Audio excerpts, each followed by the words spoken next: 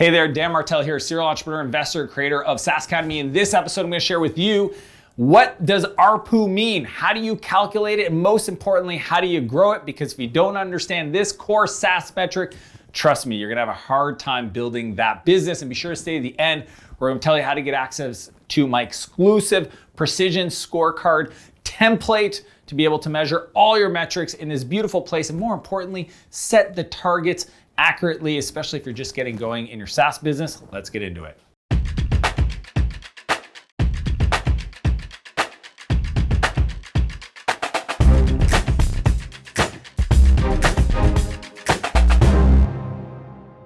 So the term ARPU, I first heard it from one of my mentors, this guy named Dharmesh Shah. Dharmesh is the co-founder of HubSpot. Maybe you've heard of it. If you're in the software space, you kind of probably did. Many of you are probably already customers because it's a big CRM and support software for a lot of software companies out there. Anyways, this was 2009 in San Francisco. I'm sitting in my office. He came to visit. And we were talking about strategy, and he mentioned, he's like, one of our big initiatives right now is to increase our ARPU. And I was like, okay, I should probably Google that term. I had heard other kind of 3 and 4 letter acronyms around finances, et cetera, but I kind of figured out what it was. But then I got confused because I kept hearing other terms that are similar. Anyways, I figured out essentially what it means at a high level is how much revenue does your user generate for you? That's where the term ARPU comes from. And what I really loved about my conversation with Dharmesh is understanding the ways to grow it. He shared with me their exact strategies that I've seen them execute over the last 10 years flawlessly at HubSpot to actually grow it. And it's something now that I teach my clients. It's called the strategic P3, product, packaging, and pricing, to help clients grow their ARPU as well. These are the strategies, these are the definitions, and here's how to grow it. Number 1, ARPU versus ARPA. Now, this is where I was confused, because when you Google this term, you'll sometimes come across ARPA, which is average revenue per account. ARPU stands average revenue per user. Now, if you have a user and account and they're the same, what's the difference? Well, if you go into the black hole of the internet and you start searching around this, essentially some people argue, well, some accounts have multiple users or different sub-accounts underneath them and other places. And it's honestly, at the end of the day, I'm telling you, for the rest of this video, I'm going to use ARPU. I like the word ARPU. It's just interesting. It has a better phonetics behind it. And from my point of view, it's the same. For 97, 98% of you out there, it's going to be the same. And that's the difference between both of them, because you may come across them. I'm just telling you right out of the gate, it's technically the same thing, so you don't have to be confused like I was. And now I'm going to tell you how to calculate it. Number 2, the formula. So it's really simple. You ready for this? Take the sum of your revenue, so your reoccurring revenue on a monthly basis, and then divide it by the count of your accounts. So essentially, like, that's the equation. You can literally put that into a spreadsheet and say sum revenue, and hopefully you have some kind of reoccurring revenue, tally, and then also the number of accounts, and that'll give you your average revenue per user or per account. ARPU. I'm going to say ARPU. I might say per account, but correct me if I'm wrong. Here's the thing. So now you're asking, well, what's a good ARPU or what's a bad one? Here's the way I would say it. If you're SMB, small to medium sized business, your revenue per user or ARPU on a monthly basis, you want to try to get it between 20 to 100. And well, I mean, SMB is pretty broad. Depending what you charge per month, some people call SMB $0 to $10,000 in annual contract value, another 3-letter acronym, ACV. Essentially, if you take the monthly charge, your average customer, your ARPU times 12, that's your annual contract value. Mid-market is between $10,000 and $100,000 per month, and then enterprise is $100,000 per month or larger. That's a very broad stroke definition of the kind of 3 sizings. But I would say if you're on the low end, try to find ways to increase it. If you're, well, I can't really tell you what's good or bad without understanding your specific situation. If you're interested in getting on a phone call, just go to danmartell.com/call. If you're a B2B SaaS founder, that's my specialty. That's where I know I can help the most. And I can dig into it. But the formula is really simple.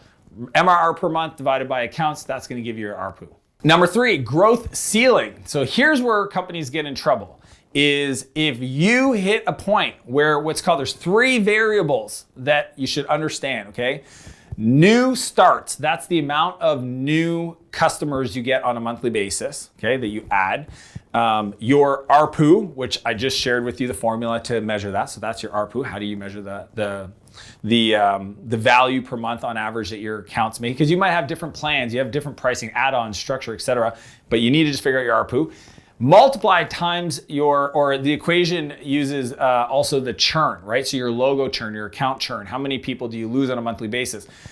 Because a growth ceiling means that your ability to replenish or replace the amount of new clients per month that you're losing, it's gonna hit a ceiling, and eventually, and you can actually, there's a mathematical equation. If you search growth ceiling, or what I call the churn flat line, you will come across some calculators that you can run in the numbers and say, okay, well, how many new customers do I have per month? What do they pay me on average per month?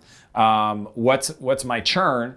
And how many customers do I have now? And it'll actually map out the exact point in the future to the day that you're gonna hit the growth ceiling, where you won't be able to grow without increasing the amount of new starts, increasing your ARPU, or reducing your churn. In this video, I wanna share with you exactly how to think about increasing your ARPU so that you can push out that growth ceiling further. Number 4, grow ARPU. How do you actually make your average revenue per user, per account grow? Well, you only have a few options. Number 1, you've got your product plans and pricing, what I call the strategic P3. This is understanding the plan levels. A lot of you may have never, one question I love to ask new founders that I work with is, when's the last time you increased your price? The average that people say to me is 3 to 5 years, okay? That's the average. I've had one client, hasn't changed their price in 15 years.